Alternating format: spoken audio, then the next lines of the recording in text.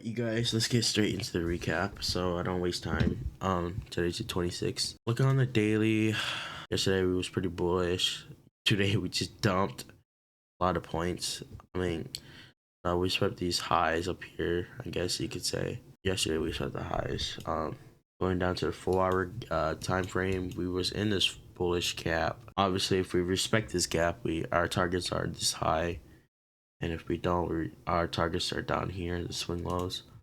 But I was mainly looking at the 1-hour time frame to mark out my draws on liquidity and FEGs. So I marked out my 1-hour time frame here.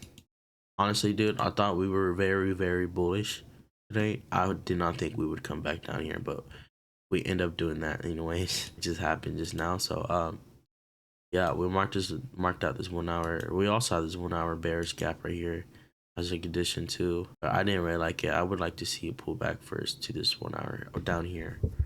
But you could trade also right here if you wanna sell back down to this 1 hour gap as a draw on liquidity, which I did. Yeah, so I think we were pretty bullish today because of this 1 hour gap. I didn't really see us going any lower down here, but we end up doing that.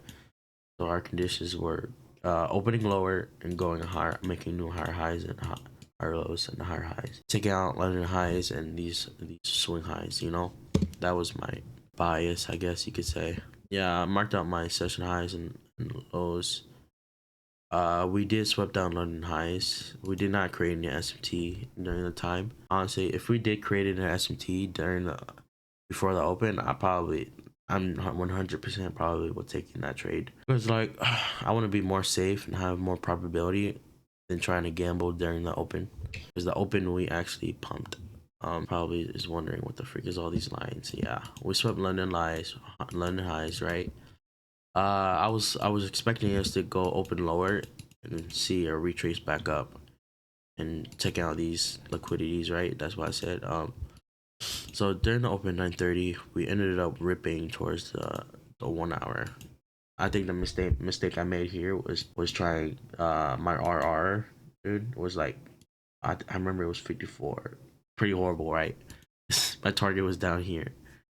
I think mine should have been at least a 1-to-1. I've seen trades where we take the draw on liquidity and go higher. I mean, like I've seen the past few days we've been taking London lows and then start reversing back up, you know.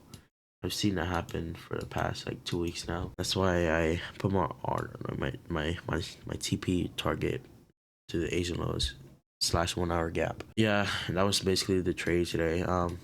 Retracement back up and then went lower. It was pretty obvious we were gonna probably go at least to the midpoint of this, but we swept London lows, so I was thinking we were gonna probably flip bullish, but it went in the completely other direction. We created this 5-minute gap and we actually did tap into this gap and start going lower, but we were to show choppiness, and holy moly, look at this. We did get retrace candles, but I just didn't like the idea of going shorts. And this, you can't even enter in. There's no freaking entry here. Look what just happened. It just happened just earlier. Damn, it's pumping. Jeez, pumping like 500 points at most. The only valid trade I think was probably here, but the RR is really not that great, so it's probably not valid. Maybe easily start to reverse back up. So that'd be it for the video of the recap.